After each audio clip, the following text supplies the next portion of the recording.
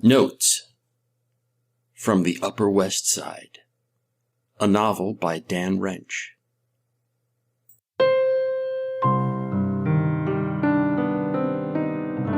Chapter 96, Casablanca.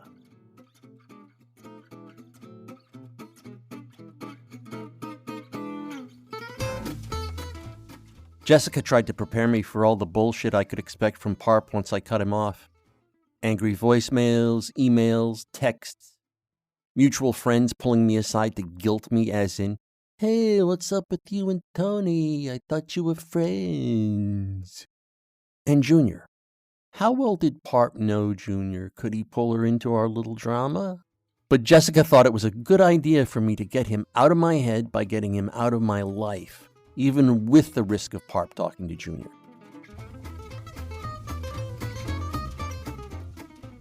Unfortunately, I didn't take the prescription seriously at the time. I kept saying, "Yeah, that's great," and "what a relief," and, "it's about time I did exactly that." But even on that first day when she told me to go cold turkey, there was this part of my brain entertaining the theory that Parp was my way back to Cammy. I didn't think of it in those words because I wasn't sure I wanted to get back to Cammy. But I definitely thought Parp was my way to meet another chick like Cammy. It was like he had stuff going on where chicks showed up, or he had his antennae tuned to the vibe of babes who crave cock. It seemed like sticking with him was the only way to stay in the network of busy people, including chicks who love a solid day's work punctuated by a fuck break or two. Like the mostly fuckable girl slobs who worked on Little Round Jewish Hat.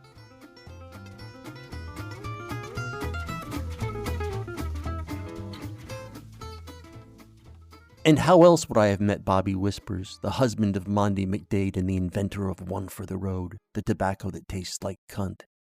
I know Parp's network sounds pretty small change in the grand scheme of New York flesh. I mean, we're not talking about international swingers at orgies in luxury hotels. Just, people who work hard and aren't squares.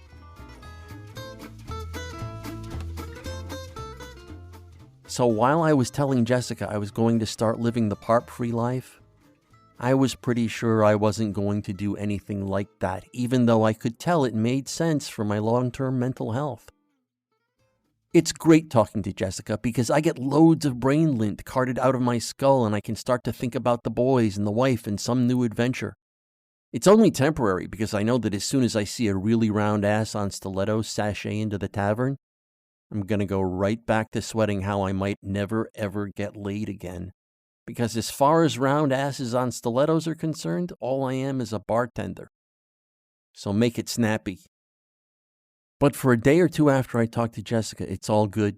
It's like the loud radio static and brown noise that were drowning out everything else is reduced to a comforting low hum.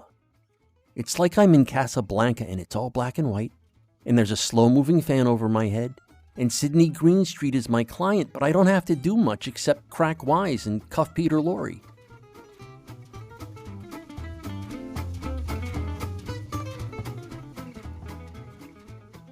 It lets me cast my mind back to Square World where I pay bills and save money. And it reminds me that Junior is on Schmuck Book with me and the boys. When I got back home from Jessica's, I instantly went out to find Junior's Schmuckbook photos, and it was kind of an anticlimax. All of Junior's pictures were, they didn't strike me as particularly arousing, definitely not enough to make a self-respecting bi-femme want to spend time sucking Junior's mound.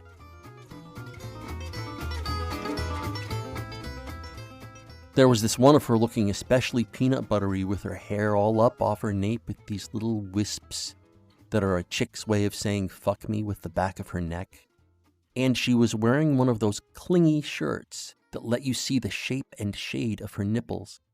It didn't make me want to jump Junior, but it had,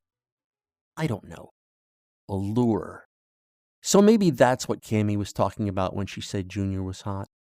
Or maybe Cammy was full of horse shit when she said she looked Junior up on Schmuckbook.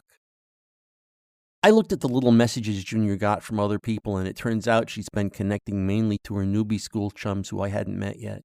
There was one message from a guy calling himself Humburger, which looks a little suspicious, right? That said something like, "Great presentation, Cory Doll."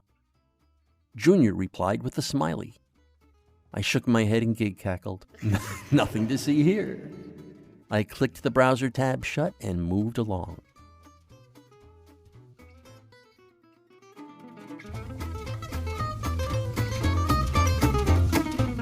Notes from the Upper West Side is a work of fiction. The people depicted in this work do not exist. Notes from the Upper West Side, copyright 2022 by Dan Reg.